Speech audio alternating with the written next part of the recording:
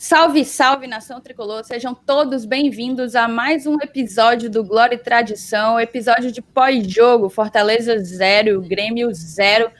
Primeiro jogo sob o comando do novo técnico do Leão, Enderson Moreira. A gente está aqui justamente para falar se houve assim alguma evolução, algo que possa ser evidenciado, algo que possa ter saltado aos olhos sob o comando desse novo treinador, desse novo técnico, o professor Enderson. E eu estou acompanhada de Helenilson Dantas e dele, que fez o maior sucesso no nosso último programa. A gente recebeu um feedback muito bom do nosso querido apoiador, padrinho de muito tempo. Na real, a gente estava discutindo agora há pouco que o nosso programa de apadrinhamento ele vai fazer 1 ano amanhã, na segunda-feira. E o Márcio Renato, ele está desde o princípio, então a gente está contando com ele também. Eu queria aproveitar e antes de passar a bola para que vocês façam a introdução de cada um, mandar um recado para Saulo Alves, que não aparece há um bom tempo, e dizer para você, Saulo Alves, que quem não é visto não é lembrado, meu querido. Saiba disso. Seja bem-vindo, MR. Obrigado, Thaís, Helenilson, todo mundo que está escutando e vendo a gente. É uma partida que, do ponto de vista da tabela, para quem já vem a 12 jogos, né, com apenas uma vitória, é complicado, mas do ponto de vista do jogo em separado, com 12 desfalques e todo o contexto, acabou sendo um baita resultado e que, sobretudo, resgatou um pouco da esperança do torcedor pelo bom desempenho, sobretudo ofensivo, né, de criação de jogadas. E você, Helenilson, seja bem-vindo, amigo, nesse domingo pela manhã, que é o momento em que a gente grava agora. É isso aí, né? Um abraço para você, para o nosso amigo Márcio, para o Saulo, como você falou, que o Saulo a gente dá um desconto, né? Que ele tá se recuperando aí, tá doente. É verdade, é verdade. Né, tá coronado, né? Como a gente costuma dizer. Mas, e o Felipe, né? O Felipe também trabalhou muito ontem à noite, está precisando de um descanso merecido. E para toda a torcida do Fortaleza que nos vê e nos escuta, foi um jogo que eu nem vou considerar como estreia. A gente falando assim do novo treinador, eu não vou considerar nem como estreia. A gente vai falar daqui a pouco, né? Porque na verdade o Enderson, ele assistiu o jogo de um lugar privilegiado, a verdade é essa. Mas isso aí a gente vai conversar daqui a pouco, né? Se houve melhora, se não houve, se vocês notaram alguma coisa ou não, se já foi suficiente para perceber, e tudo isso a gente vai discutir hoje. Vai ser um programa mais de expectativas, né, do que de comentários e de análises. É isso, a gente pode passar para um primeiro tópico que eu acho que precisa ser trazido no programa de hoje, que é a escolha pelo Enderson, né? Entre os motivos que foram colocados para que ele tenha sido o técnico da vez, foi a experiência que ele tem em Série A. O presidente Marcelo Paes, inclusive, colocou que ele tem mais de 200 jogos, né, disputados em Série A. O conhecimento que ele tem em clubes nordestinos, por já ter treinado Bahia, por já ter treinado Ceará, e agora treina, eu não sei se ele treinou Sport, acredito que não, e agora treina o Fortaleza. E por último, o fato dele conhecer o Fortaleza por já ter sido um adversário bem recentemente, né? Em 2019, comecinho de 2020, ele esteve do outro lado do muro, então ele tem algum conhecimento sobre o Fortaleza. Foram apontados, assim, de uma maneira bem genérica, esses 3 motivos para que o Enderson fosse o escolhido da vez. E eu fiquei com uma certa dúvida, um incômodo / dúvida, das razões pelas quais o Enderson não foi o escolhido quando da saída, quando da largada de Rogério Ceni. Porque você colocando na balança os motivos que trouxeram o Chamusca e agora os motivos que foram dados para a chegada do Enderson, eu acho os motivos da chegada do Enderson bem mais convincentes, né? Até pelo perfil foi falado até do perfil enérgico dele, o Rogério tem um perfil extremamente enérgico, então se queria um perfil enérgico semelhante ao antigo treinador, é algo que também batia. Enfim, eu acho que é aquela coisa. Pelos motivos que foram dados, eu fiquei na dúvida por que ele não foi a prioridade quando o Rogério largou. Até porque o Enderson estava desempregado. A gente precisou pagar uma multa para que o Chamusca viesse, já que o Chamusca estava empregado lá, fazendo uma bela campanha com o Cuiabá. Segundo, por que quando o Chamusca perdeu aquele Clássico Rei com um desempenho pífio, a gente não procurou esse técnico com todos esses pontos prós que foram apresentados a nós e ganhou com isso 17 dias de treinamento, entendeu? Eu voltei a me questionar nesses aspectos. E aí eu jogo a bola para vocês. O que é que vocês acharam desses pontos que foram apresentados para a escolha do Enderson Moreira? Tu primeiro, Helenilson. Eu acho que o principal fator foi ter percebido o erro cometido. Como a gente já comentou aqui, na época que o Chamusca foi contratado, eu acho que um dos principais critérios que usaram foi o elo emocional do treinador com o clube, porque experiência de Série A mesmo, ele só tinha com o nosso rival e não tinha ganho nenhum jogo lá, né? Então, eu acho que mais esse elo emocional investiram e assim, é verdade, a campanha dele com o Cuiabá, né, credencia, claro, o cara tá fazendo um estágio numa Série B e tá sendo aprovado, a tendência é ele ir fazer também um teste na Série A, normal, né? Mas tentar entender por que o Enderson não já foi escolhido naquela época, eu só vejo essa questão do elo emocional. Eu não vejo mais nada que possa credenciar mais o Chamusca do que o Enderson. Se você olhar, o Chamusca tem história em treinar o próprio Fortaleza nas Séries C, né? O Salgueiro fez belas campanhas também com o Salgueiro. Mas aí, se você olhar o currículo do Enderson, ele tem passagem por Fluminense, por Grêmio, por Cruzeiro, né, por Goiás. Então, são níveis de trabalho totalmente diferentes. Então, eu não vejo outra desculpa do Fortaleza ter escolhido naquela época o primeiro Chamusca do que o Enderson, do que essa questão de tentar investir assim, no meio, eu acho que uma tentativa meio Saulo Alves de dar certo, né? Uma coisa mais ou menos nesse estilo. Eu não vejo outra desculpa, né, que a diretoria do Fortaleza possa chegar e dizer pra gente por que escolheu o Chamusca ao invés do Enderson. Porque eu não imagino que o Enderson não estivesse disponível naquela época, né? Diferente do que foi agora. Eu só vejo dessa forma. E você, MR? Não, eu estava dando uma pesquisada aqui.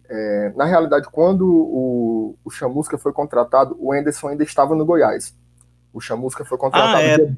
Tudo bem. O Chamusca foi contratado dia 12 de novembro e o Enderson só foi demitido do Goiás no dia 17. Né? A gente pode até fazer uma discussão sobre os perfis, né? Porque o perfil servia na época e passou a não servir. Malminha, portanto, malminha. Eu acho que o mais grave aí, realmente, o que a Thaís coloca, é a questão dos 17 dias, né?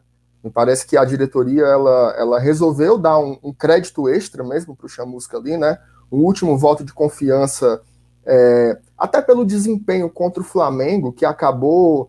A gente terminou aquele jogo meio assim, poxa, conseguimos um ponto que estava meio fora do script, vamos tentar aí esticar um pouco mais essa sobrevida do Chamusca, dar esse voto de confiança, né? Mas, Márcio, só interrompendo, assim, toda essa análise que eu fiz, ela serve também, cronologicamente, você pode inseri-la logo após o clássico. Entendeu? Com certeza. Com certeza, com certeza. E acabou que o tempo provou isso, né? Foram 17, 18 dias aí que a gente acabou perdendo, e eu concordo demais com o Helenilson, assim. Ontem, é muito difícil você... Já começou, né? E ele mesmo falou isso. Ele passou, mostrou posicionamento, conversou com os jogadores, mas acabou sendo mais aquele papo motivacional, que eu acredito que não tenha muita diferença dos outros papos motivacionais que outros tantos profissionais possam fazer. Então, realmente o trabalho do Enderson ele deve começar a ser julgado a partir da próxima partida e entendendo como como um primeiro jogo. No mais, eu acho que me parece que a escassez do mercado de técnicos é tão grande que você escolhe o que é possível e depois você monta ali um discurso para adornar porque que a escolha foi feita. Mas me parece que você olha para o que tem e acaba escolhendo o menos pior. Por exemplo, a gente se deparou entre o Enderson e o Valentim. Né? Me parece que não tem muitas dúvidas sobre quem é melhor entre os dois. Né? Então, você escolhe o que é possível e depois você coloca lá, são 200 jogos, tem muita experiência e tudo mais. Mas é meio passar a manteiga na venta de gato, né? Como diz no popular. Você escolhe o felizardo e depois você descobre os motivos pelos quais você o escolheu, né? Exato. A gente pode lembrar de Zé Ricardo, inclusive, para poder reiterar essa teoria, né? Ratificar essa teoria. Eu compreendo. Eu não tinha essa percepção. Eu achava que o Enderson já tinha sido mandado embora do Goiás há mais tempo, mas porque, se eu não me engano... Ele estava balançando, mas ele caiu uma semana depois. Porque no Goiás também você já entra balançando, né? Faltava só oficializar, né? Exato. Pois é exatamente isso. É aquela coisa. Não sei até que ponto... É aquela coisa, a gente tirou um técnico que estava ali buscando o G4... Buscando não, estava no G4 buscando a liderança da Série B, ou tirar um técnico de um concorrente direto na luta pela permanência da Série A, né? As duas coisas seriam problemáticas e de fato, a situação não é fácil. O mercado é péssimo. De fato, quando saiu a notícia do Valentim, a torcida inteira se desesperou por completo. Mas era o que tinha. O que é que de diferente ia ter? De Valentim, de Zé Ricardo, de Enderson Moreira, de Ney Franco, a gente até fala, a gente usa aquela expressão de reserva de mercado, né? Porque são sempre os mesmos, Vira e mexe, só se discutem os mesmos nomes. Mas dando continuidade a essa questão da escolha, o fato é que o Enderson ele chegou ali na sexta-feira, só teve uma conversa, os jogadores tinham voltado do Recife ali na quinta, teve aquela coisa de regenerativo, salvo engano, se reapresentaram na sexta-feira, teve o regenerativo, apenas uma conversa, ele mesmo na coletiva de imprensa falou que meio que tudo que ele pôde passar para os atletas de orientação foi mais em questão de vídeo, de conversa, aquela coisa de pré-eleção, do que propriamente de ideias técnicas e táticas que ele possa passar por experiência como treinador, né? E a gente acabou sendo surpreendido quando mais 2 casos de Covid foram confirmados, Marcelo Boeck e... me ajudem a lembrar quem mais, além de Marcelo Boeck, Ederson.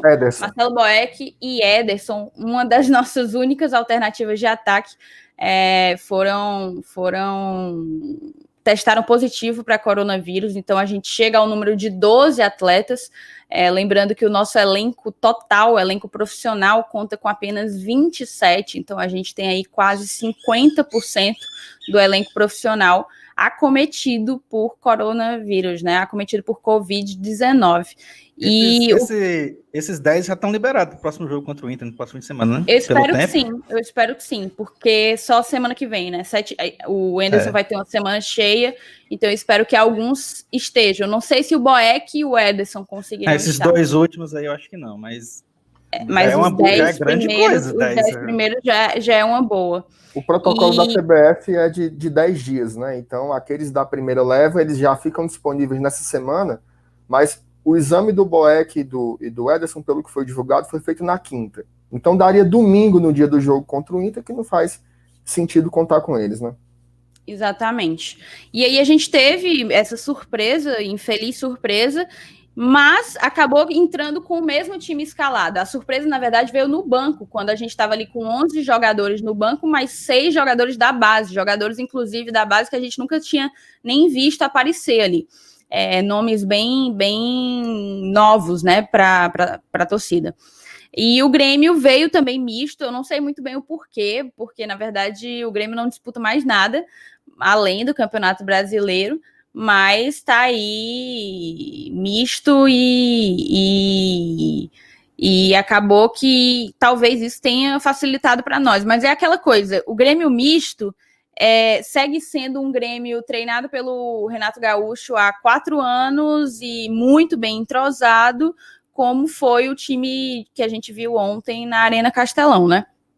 Então, enfim, a gente entrou com o mesmo time contra o Sport, o nosso problema realmente era o banco, e a grande discussão, depois da partida, que tomou conta das redes sociais, enfim, das notícias, da imprensa, dos grupos de torcedores, foi: mudou alguma coisa? Melhorou alguma coisa? Evoluiu? Um dia de Anderson Moreira superou o trabalho de algumas semanas de Marcelo Chamusca? E é essa a pergunta que eu faço para vocês, é essa a pergunta que eu quero que seja a tônica do nosso programa. Mudou alguma coisa, MR? Olha, Thaís, mudou, né? Agora a gente não sabe exatamente a quem atribuir essa mudança, né? Eu acho que, primeiro, se você afirma que não deu tempo do Anderson trabalhar e ainda mostrar a sua interferência na forma do time jogar, eu acho que o desempenho do Fortaleza ontem demonstrou a força do grupo, né? A força, inclusive, de se autocoordenar, né? De ter o que a gente chama de memória tática, né? O time se comportou muito bem, lembrou vários momentos, e a gente tem, inclusive, algum comparativo interessante, né? Porque ontem o jogo foi muito equilibrado, mas o Fortaleza ainda assim teve um pouquinho mais de posse de bola e trocou um pouquinho mais de passes com o adversário.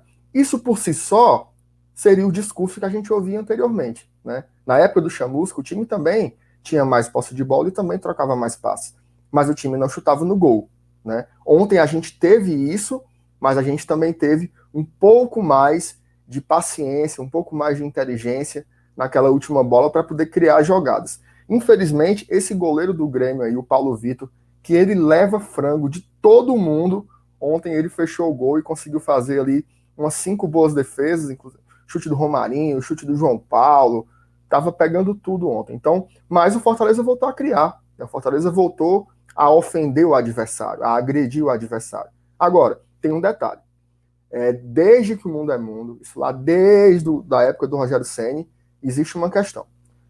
Quando a gente pega um adversário que joga, ele também permite que a gente jogue, né? O Fortaleza já vem de um bom tempo que é assim. Equipes que jogam mais abertas tendem a permitir mais espaços, né? O Fortaleza não me parece ser um time criativo, de jogadas inventivas. Não, o Fortaleza é um time que precisa de espaço e de velocidade para ter o seu jogo. E ontem a gente teve isso, né? O Grêmio é uma equipe que tem um perfil de ofensividade, então veio para cima. Inclusive tem coisas do futebol que são circunstanciais e eles alteram completamente a análise do jogo. Por exemplo, aos 8 minutos do primeiro tempo, o Thuram teve uma chance que o Wanderson tirou o gol, né? Já não tinha mais goleiro, era só o Wanderson. Ele chutou em cima do Wanderson, a bola foi rebatida. Se o Grêmio tivesse feito aquele primeiro gol, assim como o Sport abriu o placar aos 10 minutos na quarta-feira passada, talvez a gente tivesse tido um outro tipo de jogo. Fortaleza ia ter que sair para cima de uma forma que a gente não consegue fazer isso no histórico recente, né? A gente não consegue liderar a proposta de jogo, ir para cima, coordenar, tomar conta das ações da partida. Então, isso ajudou bastante, né? Não ter sofrido aquele gol no começo teria sido um impacto danado. Então, meio que a gente acaba analisando muito a partir do resultado, né? Conseguiu aquela jogada ali do Wanderson, que é um jogador que vinha sendo super criticado pela torcida, e ontem teve um desempenho muito bom, né? Muito bom, sobretudo comparado com a expectativa que a gente tem a respeito dele, né? Ontem ele ganhou todas as disputas pelo chão, todas as disputas aéreas. É óbvio que ele não tem uma saída de bola com muita qualidade, então, como o Fortaleza tem esse perfil, ele acaba dando algumas entregadas, mas nada que o sistema defensivo não pudesse conter posteriormente. Mas é isso, o Fortaleza melhorou, mas tem muito a ver com isso, com o perfil do adversário, que é um perfil que permite mais espaço, e também eu acho que a mudança de treinador pode ter dado uma chacoalhada de contexto, né? Que é o que eu já tinha falado no programa anterior contra o Sport. Às vezes nem tem uma explicação muito racional, né? Você muda o comando, você chacoalha o contexto, você muda os ânimos dos jogadores, tem mexe com os brios, mexe com o que você vislumbra para a competição. Isso pode ter acontecido. Mas a gente só vai saber com a sequência, né? Porque vale lembrar, o jogo contra o Flamengo a gente também se iludiu um pouco. Na sequência foi o Sport, foi um jogo terrível. Então a gente tem que ver como o Fortaleza vai se portar nos próximos jogos. Perfeito. E você, Lenilson? Qual é a tua interpretação a partir do jogo de hoje, a partir das chances que tu viu serem criadas, perdão, o jogo de ontem, a partir das chances que tu viu serem criadas ontem, tu acha que houve alguma evolução? E ao que tu atribui, se existiu essa evolução? Pois mudanças a gente sempre nota, né? Porque já é um default, a gente pode chamar assim. Quando há uma troca de treinador, naturalmente os próprios jogadores eles sei lá, se motivam, né? Tentam mostrar serviço, aqueles jargões de sempre. Então isso já é suficiente para mudar ao menos o comportamento coletivo da equipe com relação à vontade, à dedicação. Então, num jogo como esse que o Márcio falou, que o Grêmio dá espaço, porque com relação a essa questão que você falou, se o Grêmio faz aquele 1-0, eu não sei se ia ficar igual o Sport, não, porque uma coisa é o Sport fazer o gol e ele se retrai. Eu acho que o Grêmio, mesmo que fizesse gol, eu acho que ele continuaria indo para cima, porque tá no sangue dos caras já. Talvez a gente tomasse uma lenhada, né? É provável, né? Aliás, é provável, é bem possível, porque eu acho que eles não iam ficar em retranca por causa de 1-0 no placar, não. Né? É um entendimento totalmente diferente do que o Sport faz e o Grêmio, né? Mas, enfim, esse fator que você relatou, que o Grêmio é uma das equipes que deixam jogar, e o Fortaleza sempre, quando enfrenta essas equipes, a gente tem nossos melhores jogos, né? As nossas melhores partidas são contra equipes que vêm para cima, que jogam e deixam jogar, diferente de equipes que esperam a nossa atitude e a gente fica trocando bolinha de um lado para o outro, naquele padrão Fernando Diniz, com 800 passes e 98% de posse de bola e o 0-0 no placar até o final se arrastando num jogo feio que não sai do meio de campo. Então, mas do que estava acontecendo para o que aconteceu nesse jogo contra o Grêmio, a gente não pode avaliar mudanças com relação a treinador, a não ser por esse fator que ele é comum a todas as mudanças de treinador em qualquer equipe do Brasil ou do mundo. O que a gente vai ver é a partir do próximo jogo contra o Inter, né, que também é outra equipe que deixa jogar, principalmente no Beira-Rio, né, ela vai vir para cima do Fortaleza, no momento que está vivendo várias vitórias seguidas, brigando por liderança. Então, vai ser realmente aquela prova que a gente vai ter, que o Anderson vai ter que nos mostrar que mudou alguma coisa com relação ao padrão de jogo que o Chamusca vinha implementando, ou tentando implementar, que me passou uma ideia assim de insegurança, né? Em certo momento eu não sabia se ele tinha certeza que queria botar o estilo dele ou se mantinha o estilo do Rogério para não perder os trilhos, para não deixar a equipe sair dos trilhos, e ele nessa brincadeira de não saber o que fazer, acabou se perdendo. Pelo menos essa é a ideia que me passou. O Enes, por ser um cara mais experiente e por ter convicções do seu estilo de jogo, eu acho mais fácil a gente ter um padrão de jogo definido a partir de agora. E nesse jogo contra o Inter, independente de ser fora de casa contra um adversário que briga por título e tal, eu acho até que vai ser até melhor para ele mostrar o que ele pretende fazer com o estilo de jogo do Fortaleza, porque é o encaixe perfeito. A gente vai sofrer no jogo, isso é óbvio. A gente vai sofrer, mas aí a gente, como você também falou, você foi muito feliz em outra fala, com a participação do Wanderson. Ele é um cara que, quando é zagueiro, pelo menos nesse jogo, quando ele se meteu a ser zagueiro mesmo, ele foi zagueiro, né? As grandes raivas que a gente tem, pô, o Wanderson, é quando geralmente ele sai jogando, dá um passe errado, na saída de bola ele entrega a bola. Mas quando é para tirar a bola, ele não deixa nada a desejar. Pelo menos nos últimos jogos, a gente tem percebido isso. E, obviamente, o nosso goleiro, né? Cara, muitos desses 0 no placar do adversário, a gente tem que dar mérito ao Felipe Alves. Então, a gente tem um time que defensivamente está acostumado a sofrer. É por isso que a gente... Você olhar os números, o Grêmio é a melhor zaga do campeonato com 23 gols sofridos. O Fortaleza sofreu 26, velho. A gente está comparando são 3 gols de diferença para a melhor defesa do campeonato. Claro, o ataque é outra história. A gente está batendo várias vezes no ataque aqui, sofrendo por não fazer gol, tudo bem. Mas se a gente olhar, a nossa defesa é acostumada a sofrer. Então, mais um motivo para esse jogo contra o Inter ser o ideal para ele demonstrar a metodologia que vai ser implementada daqui para frente. Porque vai ser um campeonato de 9 jogos. Vai ser um tiro curto, vai ser uma Copa do Mundo. Então, ele vai ter tempo? Não. Então, a filosofia dele vai ter que ser implementada agora. Já no jogo contra o Inter, vai ser o primeiro teste que a gente vai saber se vai dar certo ou não, até porque eu acho que, pelo fato de ser uma prova de fogo, né, um jogo difícil, talvez, se você olhar a tabela, talvez seja o mais difícil. Talvez tenha um Palmeiras fora, né, Thaís falou no começo. Palmeiras fora também é outro jogo, mas... Tem o Atlético Mineiro também, que vai ser chato. Atlético né, Mineiro fora e Palmeiras fora, acho que vão ser mas jogos. Mas é o mesmo esquema também. Eles vêm na doida em cima da gente. Pois é. Vai ter espaço. E o Inter no o Atlético, na verdade, ele é um time que faz muitos gols, mas ele leva muitos gols, né? Perfeito. Porque é um time que cede muitos espaços, ele se expõe muito. E eu acho o Inter no Beira-Rio, ele ainda... um time mais forte do que o Atlético no Mineirão.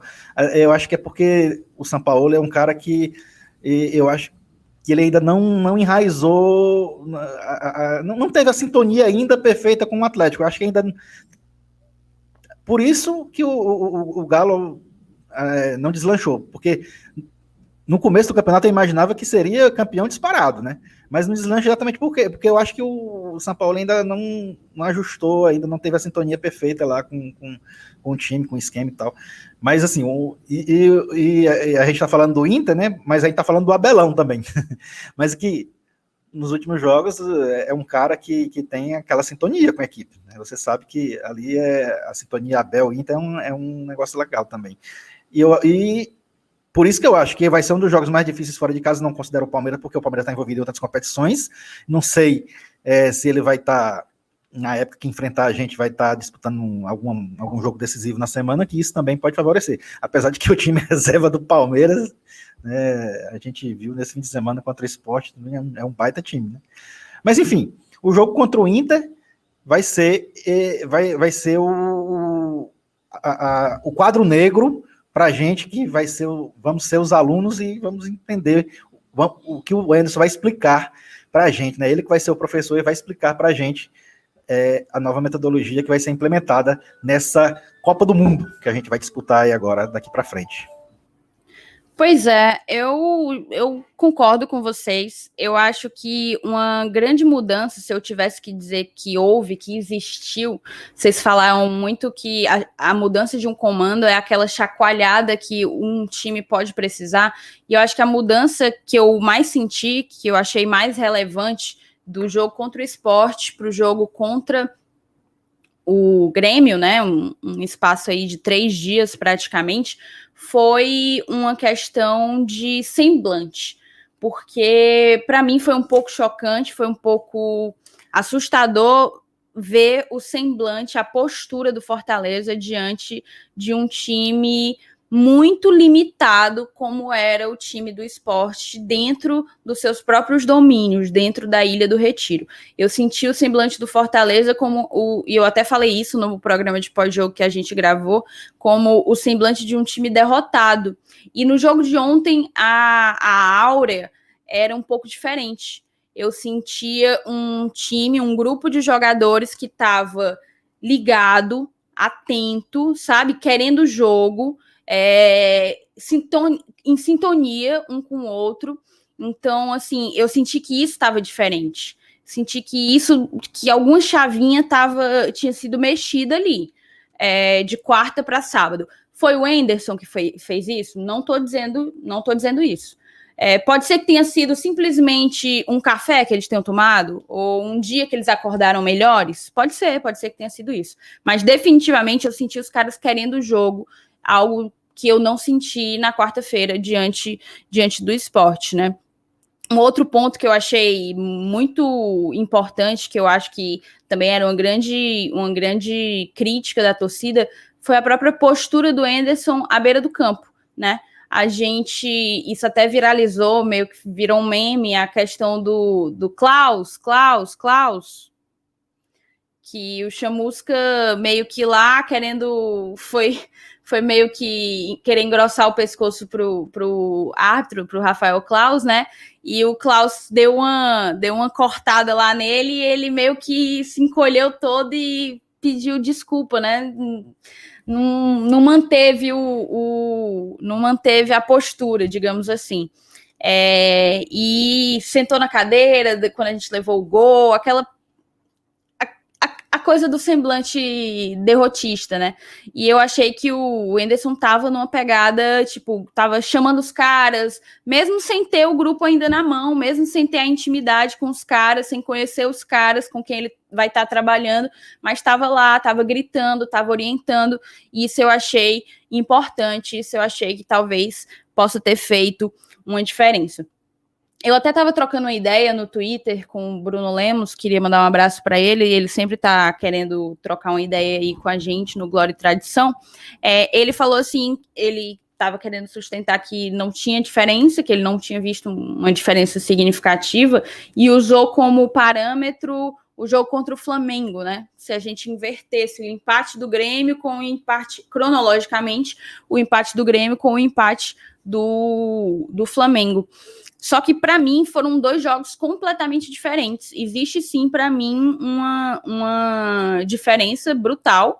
E eu acho que os números, eles explicam um pouco disso. Aí, trazendo os números aqui, eu peguei esses números do aplicativo SofaScore, trazendo um pouco os números para cá, apesar do resultado ter sido o mesmo, a gente cedeu 4 grandes chances ao Flamengo no jogo que terminou 0-0 para eles, para nós, enfim, terminou 0-0 como empate. A gente cedeu 4 grandes chances ao time rubro-negro, ao passo em que a gente cedeu apenas uma grande chance ao Grêmio.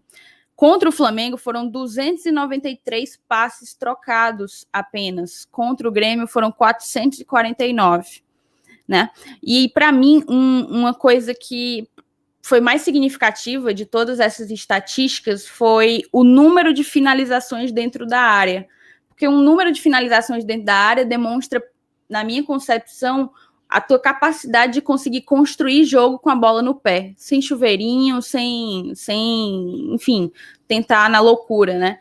E contra o Flamengo a gente só finalizou 3 vezes dentro da área, dentro da pequena área, né, no caso. Contra o Grêmio foram 9 finalizações dentro da área. Então, assim, 3 vezes mais, né? Eu acho que foi uma mudança relevante a partir do momento em que a maior fragilidade, a maior deficiência do Fortaleza é a construção de jogadas e, principalmente, a conclusão, o último passe, o fechar da sua fase ofensiva, né?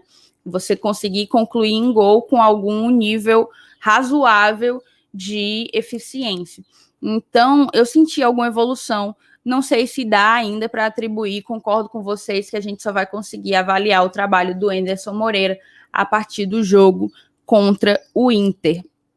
Mas aí a partir disso, eu já mudo aqui um pouco a pauta para a gente poder falar do nosso ataque, que se é a nossa maior deficiência, eu acho que já chegou a hora da gente falar dos personagens dele. Ontem, eu acho que Romarinho e Osvaldo foram grandes personagens do jogo. Infelizmente, personagens com destaques negativos, né? Foram jogadores que não conseguiram contribuir bem na partida no momento em que foram exigidos. E eu queria ouvir de vocês como que vocês avaliam essa fase. O Romarinho, que chegou muito contestado, muito contestado, conseguiu dar a sua volta por cima, mas vem novamente em uma fase muito delicada. Eu acho que o problema do Romarinho, ele tem muito mais a ver com aquela questão de saber a hora, você saber até quando, o último drible, sabe? É como se ele desse um drible a mais, é como se ele tomasse a decisão, ele fosse um pouco além do que deveria, é aquela coisa, conseguir driblar, no 1x1, sou muito bom, mas eu passo um pouco do ponto. é aquela coisa do poderia ter dado um passe, mas dei 3 pedaladas a mais. E nisso a gente perde um ataque que poderia ser promissor. O Oswaldo, por sua vez, eu acho que tem pecado em vários fundamentos. Eu queria passar a bola para vocês, para que vocês avaliem nosso ataque, e inclusive a falta que David, vejam só, tem feito para o ataque tricolor. Você primeiro, MR? Não, Thaís, assim, é um fato, chega a ser gritante, né? Você tem a terceira melhor defesa do campeonato, mas você tem o segundo pior ataque do campeonato, né? A gente só fez mais gols na Série A do que o Coritiba, né? Que é o time que está afundado na tabela. Agora, essa partida ela foi importante para a gente entender por que certos titulares são titulares, né? Às vezes você precisa... É que nem quando você precisa viajar para sentir saudade de casa. A gente teve um pouco isso nessas últimas 2 partidas, né? E aí eu não falo de ataque apenas com os jogadores que jogam na linha de frente, mas ataque como o sistema ofensivo, que produz jogadas ofensivas. E aí eu acrescento o David, como você colocou, que é meio óbvio, mas eu também queria citar o Juninho, né? O Juninho, que às vezes ele é 8 ou 80 na visão do torcedor, né? Ou ele é o Toni Kroos, ou ele é o Sedex, né? Ele nunca pode ser um jogador que tem suas fragilidades, às vezes ele dá um toque mais displicente, mas é um jogador que pega muito na bola, né? Já teve partidas que a gente terminou, vai olhar a estatística, o Juninho deu 70 passes no jogo, né? Então alguns desses passes ele vai errar, né? Isso é meio óbvio, porque se ele trocasse 70, 80 passes num jogo e não errasse nenhum, ele não jogaria no Fortaleza. Ele estaria jogando na Europa, né? Então ele é um jogador que tem suas limitações também. Mas ele também entrega, né? Ontem a gente viu um elemento que atesta isso, a bola parada.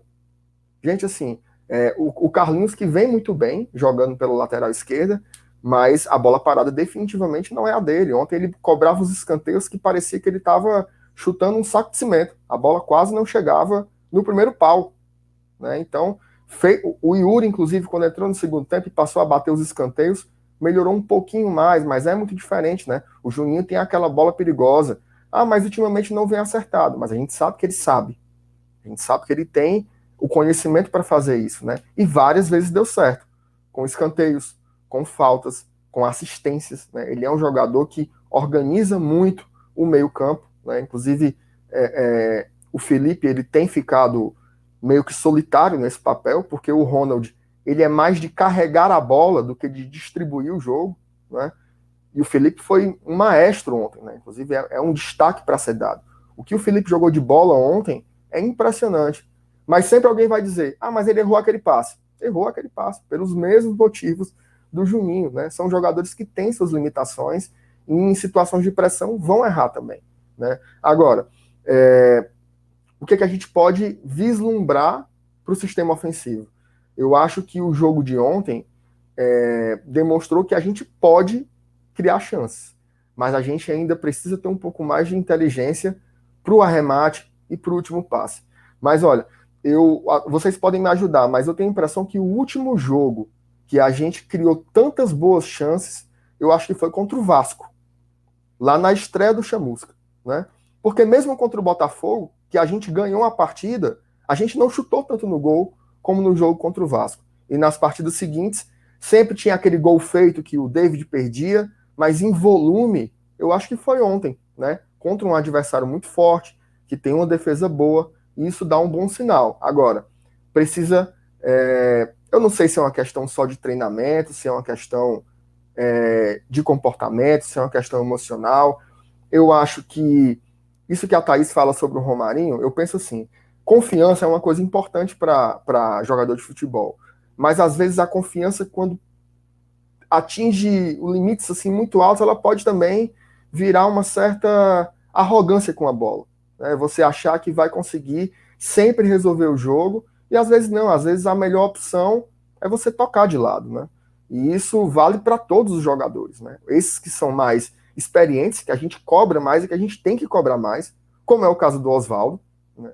O Oswaldo, ele é indiscutivelmente a liderança técnica do Fortaleza, e ele não pode apresentar o futebol que ele tem apresentado, né? estando bem fisicamente, porque sempre a gente entendia as fases ruins do Oswaldo porque justificava-se pela condição física, né? Mas agora o Oswaldo está bem fisicamente, ele não está entregando no campo, ele não está conseguindo render nem aquele driblezinho manjado que a gente adora dele, que já resultou em vários gols pelo Fortaleza, está mais rolando. Então, eu acho que o Oswaldo está com confiança muito baixa, talvez ele mereça o gol. Agora o Romarinho eu já vejo pelo outro extremo, ele é confiante demais. E para ser justo, o Romarinho no segundo tempo até esboçou boas jogadas.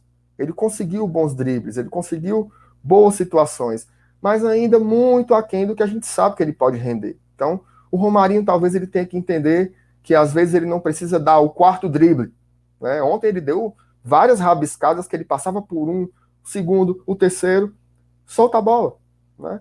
E isso teve uma jogada bem sintomática também. No finalzinho do jogo, o Igor Torres, né? Ele limpou para o lado, teve a sorte que ele dividiu a bola com o zagueiro do Grêmio, que foi meio com o pé mole, a bola voltou para ele, o Yuri estava livre na direita, e ele quis resolver naquele ímpeto de mostrar serviço, vou fazer o gol aqui, vou me consagrar. Então, eu acho que falta equilíbrio mental, né, para entender, olha, chegamos aqui no último terço do campo, o que a gente faz agora? Né? Não adianta abarcar para o gol de todo jeito, tem que ter inteligência e paciência, porque o futebol em alto nível, às vezes ele exige muito estímulo, muita intensidade, muita velocidade, mas às vezes parar o jogo e ver as melhores opções pode ser a melhor saída. Eu acho que o Fortaleza agora não é força, é jeito. Perfeito, perfeito. Ótimo arremate.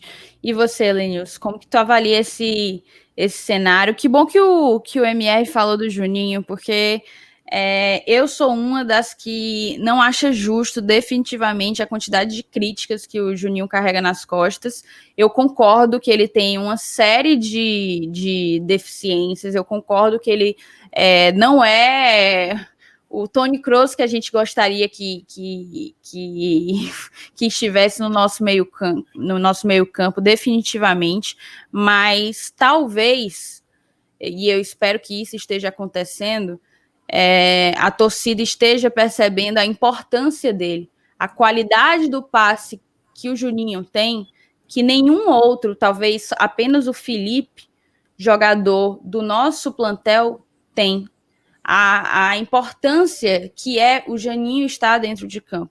Você lembrou muito bem, mas eu não lembro de nenhum escanteio nosso, e eu acho que a gente teve aí uns 4 ou 5 escanteios ontem, que conseguiu chegar, sei lá, num segundo pau. Eu não lembro. Era sempre a primeira linha de marcação do Grêmio conseguindo afastar a bola. A bola não chegava para ser cabeceada.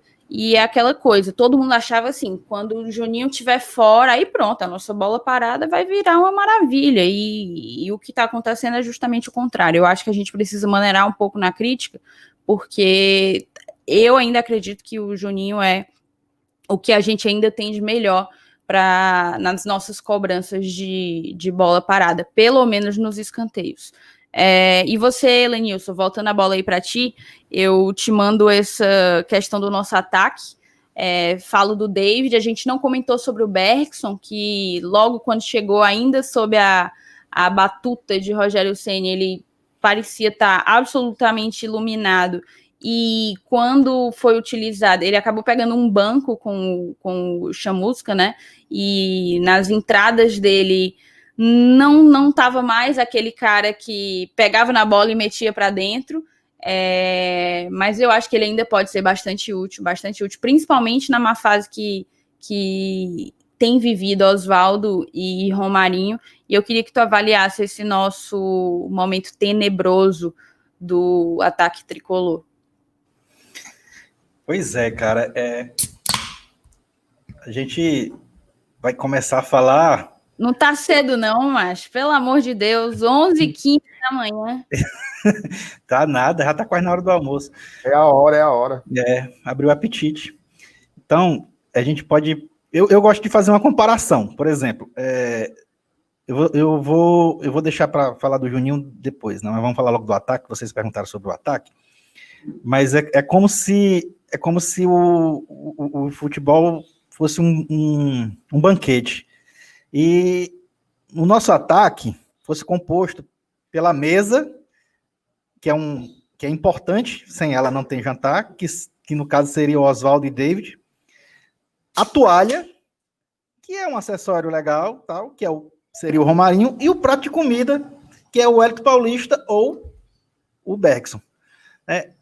No momento, a gente não está conseguindo fazer o banquete e o prato de comida está sofrendo por não ter onde ficar, porque o Oswaldo, o David tá fora por conta de Covid, e mesmo antes de ser afastado também já não vinha rendendo e vinha perdendo gols incríveis. E o Oswaldo, que é um dos principais componentes, conforme a analogia feita, tá matando de fome o coitado do Wellington Paulista. A gente vê o Wellington, o Wellington tá mal, né? Faz tempo que não faz gol, o nosso ataque tá inoperante, mas um componente essencial do nosso ataque, que é o Oswaldo, não tá rendendo. O Romarinho, eu coloquei como uma toalha, que é um membro não essencial, mas integrante ou acessório. Ele é importante quando a gente está bem, quando a gente está ganhando, quando está fazendo gol. É o cara que vai para cima, que dribla. O drible é importante, mas assim, em termos de assistência, a gente vê nas estatísticas que o Oswaldo era o cara. O Oswaldo é que ia na linha de fundo, o Oswaldo é que fazia aquelas pedaladas e tocava para o Wellington, para botar para dentro do gol. E cadê? Cadê esses lances interessantes do Oswaldo, agudos, e que geralmente se transformavam em gols e em gols decisivos? Quantas vezes ano passado a gente não conquistou 3 pontos com essa jogada? Do Oswaldo abrindo a zaga adversária e servindo o Wellington Paulista, que mesmo se estivesse marcado ou não, a bola vinha da maneira tão perfeita que ele chegava primeiro. Assim foi contra o Atlético Paranaense aqui, contra o próprio Grêmio, num gol que o Wellington Paulista fez com a sola do pé, um cruzamento. Só não lembro se foi do Oswaldo na época, mas enfim, é o cara que está fazendo mais falta no nosso ataque. Nosso ataque está minguado hoje. Eu dedico quase que 80% à fase do Oswaldo. É um cara que é o nosso principal jogador de ataque. Digamos assim, eu posso dizer que é o cara que se a gente dividir zaga, meio campo e ataque, o Oswaldo é o ataque. Tá? Então, quando ele está bem, é impossível o Fortaleza não fazer uma partida que marque gols, que pelo menos vença, aliás, pelo menos empate, mas que faça gols. Ele vai fazer gol. O Oswaldo estando bem, é impossível, é quase impossível o Fortaleza não fazer gol. E é isso que a gente está sentindo falta. Eu resumo a nossa má fase no ataque, principalmente a má fase do Oswaldo. Agora, por quê? Isso aí agora é que o Anderson vai ter que resolver. O abacaxi agora está na mão dele. O Rogério já vinha sofrendo com isso, o Chamusca não conseguiu resolver, agora está na mão do Anderson. Eu acho que se ele conseguir resolver esse problema, porque como vocês falaram, acho que foi o Márcio que falou, que fisicamente não é mais. Fisicamente ele não está mal. Então tem alguma outra coisa que está acontecendo que está impedindo dele mostrar seu futebol. Será que é a idade? Eu acho que também ainda não. Pois é, vocês não acham que a idade pesa? Mas eu acho que ainda não chegou naquele limiar Porque a gente nota, tá? Se o cara tá com a idade já pesando, até na força da corrida dele a gente nota, e ele ainda tem explosão. Muitas vezes a gente vê até ele voltando para salvar na defesa. Então eu acho que fisicamente não é questão disso ainda não. Tem outra coisa aí que o Anderson vai ter que descobrir o que é, se é a posição que ele não está se sentindo bem, alguma obrigação em campo que ele está tendo que fazer, não sei. Isso aí é com o treinador e é problema dele, ele vai ter agora um tempinho aí para resolver. Com relação ao Juninho, vocês falaram, ele dá 70 passos, tem que errar e tal. Mas vocês veem quais são, geralmente, né, os passes que o Juninho não dá um ou outro passezinho de 1 metro, 2 metros, 3 metros. Os passes do Juninho não é para virar o outro lado do campo, é passe lá pro lateral. Então são passes geralmente que são difíceis, né, e que viram o jogo e que abrem espaços. Isso faz uma falta danada, né, principalmente num jogo movimentado como foi o de ontem. Então, claro, ele erra, e tem também, né, aquele estigma de ter vindo do rival. A torcida, não tem jeito, o torcedor é passional e vai sempre analisar dessa forma. Apesar de eu achar que já virou passado isso, e ele eu acho até que ele tá jogando melhor aqui do que jogou lá. E, resumindo, ele é 880, como você falou. Mas, geralmente, ele é o cara que é imprescindível na transição. O Fortaleza precisa de um jogador assim. E é outra coisa, infelizmente, já se acostumamos com ele. O nosso formato de jogo exige muito da participação do Juninho, então a gente precisa dele. Não tem pra onde correr. Você não. E outra, uma coisa que precisa ser dita: o Juninho não tira a vaga do Ronald no time, não. Porque eu acho que a galera coloca no imaginário como se, tipo assim, ou é Juninho ou é Ronald.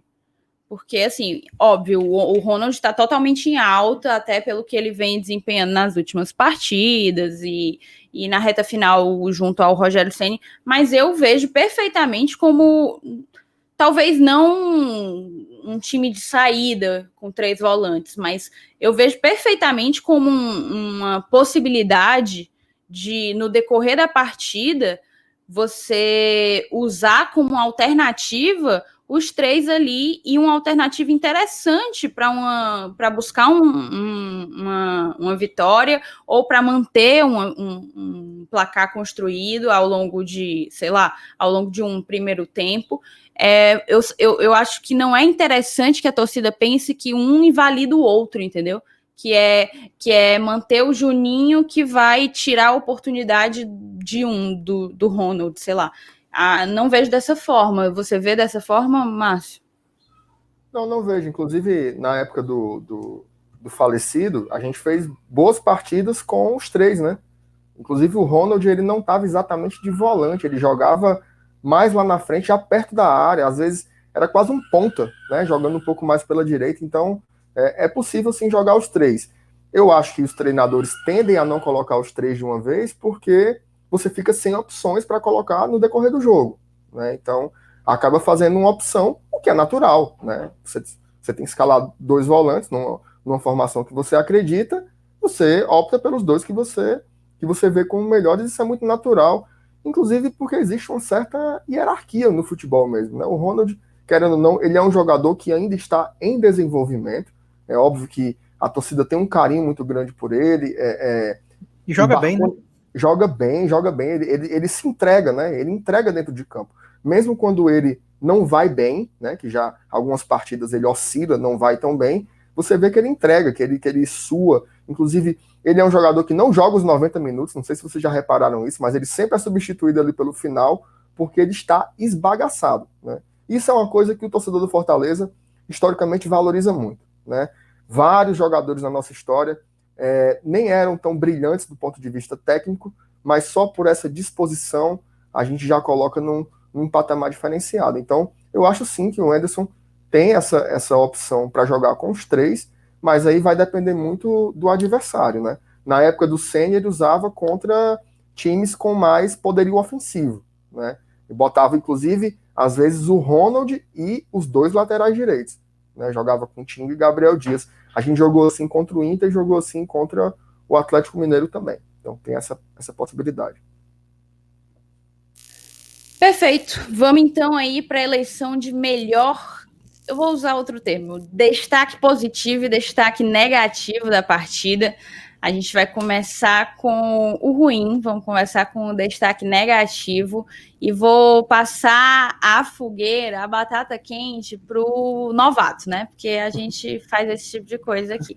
Vou passar para você, MR, meu querido, o destaque negativo do jogo Fortaleza 0, Grêmio 0. Quem foi? Olha, eu acho que a avaliação do jogador, quando você não está analisando só estatística, é a partir da expectativa que você tem sobre ele, né? Então, realmente não teria como ser outra pessoa senão o Oswaldo, né? Muito aquém, não cria jogadas, quando finaliza é inofensivo para o goleiro adversário, então ele é o destaque negativo da partida. Mas eu só queria fazer 2 menções, tá? Uma menção ao João Paulo, que eu acho que ele é uma menção negativa, não exatamente por culpa dele, né? Eu acho que ele está ali num lugar em que ele não se encontrou, né? Ontem, pela característica do jogo, inclusive, você via muitas vezes o Wellington Paulista saindo da área para buscar jogo. E quem virava referência na área era o João Paulo, né? Me parece que isso não tem funcionado. Então talvez seja uma coisa para o Anderson rever. E o outro destaque negativo que eu queria fazer é uma menção ao Renato Gaúcho. Tá? Me permita quebrar um pouco a forma do quadro. O Renato não pode chegar aqui e achar que está em casa dessa forma. Né? Eu nunca tinha visto um treinador fazer uma falta no jogador. Né? Porque o que ele fez no Carlinhos ninguém, né? falta. Ele Acho que a FIFA não criou o instrumento cartão amarelo para técnicos pensando que um técnico levaria uma falta antidesportiva. Não, ridículo. Puxou o jogador numa jogada que era nossa, a posse da bola era nossa, e virou uma piada. Né? Na transmissão, inclusive, do Premier, virou uma coisa engraçada e não tem graça. Né? Ontem ele falar que tinham 300 pessoas na arquibancada, né? Basta ver a imagem que não tinha isso. Todo mundo a própria imagem mostra depois o lugar mais vazio do mundo. Se ali tivesse 20 pessoas, era muito. E o que me espantou é que os próprios comentaristas não falam assim, epa, mas espera aí, cadê? Só tem 20? Não, eles continuaram, mesmo com a imagem clara ali, 20 pessoas, eles continuaram corroborando com o comentário do Renato de que haviam 300 pessoas do Fortaleza na arquibancada. E todo mundo devidamente regularizado, credenciado pela CBF. O problema é esse. Se tivesse saído 1-0 para o Grêmio, teria sido tudo flores, mas como não ganhou, acaba sempre tendo essa choradeira que a gente já escutou algumas vezes. E uma coisa que a gente não entende é que até o ano da pandemia sempre se jogou com gente no estádio. 20, 30, 40, 50 mil pessoas. Isso nunca foi um problema, você jogar contra milhares de pessoas. Agora, 20, 30, 40 pessoas têm feito, teoricamente, um grande estrago, um grande estrago mental nos nossos adversários, né? Enfim, eu queria, inclusive, mandar um beijo e um abraço para os nossos queridos funcionários e dirigentes que têm nos representado na arquibancada. Você, Lenilson, quem foi o destaque negativo do jogo de ontem? Eu vou dar sequência à minha fala, né? Eu vou ficar com o Oswaldo, porque a gente está precisando muito dele, né? A gente sabe que ele pode entregar muito mais do que está entregando. Vamos continuar votando nele até ele voltar a jogar bola, como a gente fazia com o Edinho, né? Tanta gente bater no Edinho, ele voltou a jogar bola. E os dirigentes aí, foi bem lembrado, viu, Márcio? Essa questão do Renato Gaúcho.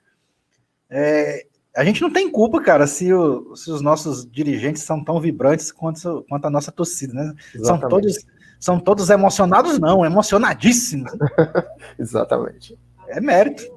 Inclusive, eu arrisco até dizer que a culpa é de Carlinhos Bonfim, viu? Que ele estava doente, coronado, foi só receber alta, ele deve ter ido ontem para o jogo, ele recebeu o resultado negativo e disse que ia voltar ao trabalho, foi só ele receber o resultado de negativo, voltar ao trabalho, que no instante voltaram as reclamações, o homem grita. O homem grita. Logo a voz dele ali no meio, com certeza era ele ali no meio também. Então... Oswaldo já ganhou, mas eu vou fazer um voto dissidente. Eu vou votar no João Paulo. Achei que ele não contribuiu em nada, na realidade. Acho que, por mim, qualquer um dos dois, Oswaldo e João Paulo, poderiam levar esse voto, mas acho que o João Paulo vem numa fase ruim. Pode ser, sim, como o Márcio Renato falou, que ele esteja jogando numa posição que não seja a dele, mas eu acho que ele tem tentado pouco e errado muito mais do que acertado. Então, meu voto vai para ele, até porque ele era aquela grande esperança de ser o 10 que a gente queria há um bom tempo, né? Desde que deixamos de ter esse 10 aqui no PC. Dodô, né? Desde Dodô, exato. E não que Dodô fosse aquele grande 10, né? Eu acho que essa é a posição que deixou de existir no esquema tático do Fortaleza já há um certo tempo e está dando trabalho a voltar. Exato. Então a gente muda para um assunto um pouco melhor, que foi o destaque positivo da partida, um pouco melhor, e eu acho que tem até mais opções. Passo a bola novamente para ti, Márcio, e te pergunto, quem foi o melhor da partida de ontem? Eu gostei muito do Felipe e do Wanderson, mas o melhor jogador da partida, para mim, é aquele que é o melhor jogador do Fortaleza há 2 anos, que é o Felipe Alves. Acho que ele foi, enquanto goleiro ali debaixo das traves, foi perfeito, e ontem ele voltou, né, a ser o primeiro articulador de jogadas do Fortaleza. Já tinha alguns jogos que ele estava investindo mais em jogadas de longa transição, e ontem não, ontem ele estava avançando bastante, empurrando o Grêmio para o seu campo. Então é um goleiro espetacular, merece ser o melhor da partida, sem dúvidas. Perfeito, e você, Lenilson? Eu também. O Felipe Alves, ontem, né, nesse jogo contra o Grêmio, ele foi o melhor goleiro do jogo e foi um dos melhores volantes também. Ele jogou naquela posição aí, fazia tempo que eu não via ele acertar tanto como acertou ontem nas saídas de bola, tanto lançamentos para laterais como em profundidade. Então, apesar de vocês terem lembrado bem, o Wanderson jogou bem também, o próprio Felipe jogou muita bola, mas o Felipe Alves, ele decidiu o placar do jogo fazendo umas defesas importantes. Então, esse pontinho aí a gente pode também agradecer, botar na conta dele de novo. Então, eu vou votar no Felipe Alves. Com certeza. Eu destacaria quatro jogadores. Acho que Felipe jogou muita bola. Gostei muito da partida do Wanderson. Gostei muito da partida do Gabriel Dias, não só ontem, mas também gostei na partida contra o Sport, salvo engano. Mas também vou dar o meu voto para Felipe Alves. E digo mais, eu acho que a fase do Felipe só não tem ganhado maior notoriedade por conta da fase do Fortaleza. Se o Fortaleza tivesse ali tendo a campanha que a gente teve em 2019, o Felipe deveria estar ocupando aí algumas matérias nos programas esportivos nacionais, porque ele tem jogado bola para isso. Ele está vivendo uma fase incrível. Pena que o Fortaleza, em termos de coletividade, não está podendo acompanhá-lo. Que, se Deus quiser, ele possa estar conosco em 2022. A gente lembra que o contrato dele termina esse ano, né? Mas é isso, vamos aproveitar tudo que ele possa nos dar ao longo dessa temporada. É isso, então, Felipe Alves, melhor da partida. Você que acompanhou a gente até aqui, eu te agradeço demais pela tua audiência. Se você está ouvindo a gente pelas plataformas agregadoras de podcast, não se esquece de seguir a gente nas redes sociais. A gente está no Twitter e no Instagram pelo mesmo @GloriaTradicão, tudo junto. Também não deixa de seguir a gente no teu aplicativo favorito, seja ele Spotify, Deezer, Apple Podcast, Google Podcast.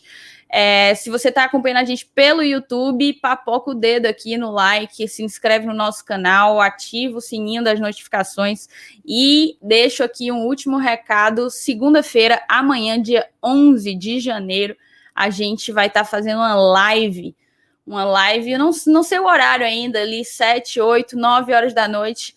Para confirmar o horário, acompanha os nossos stories no Instagram, mas vai ser uma live bem legal, com participação de uma galera massa. E é isso, então agradeço vocês, gente, por gravar aqui comigo nessa manhã de domingo, e vamos que vamos, mais um ponto somado. Se Deus quiser, a gente permanece aí na elite do futebol brasileiro. Um beijo. Valeu, Saudações tricolores. Tchau, saudações tricolores.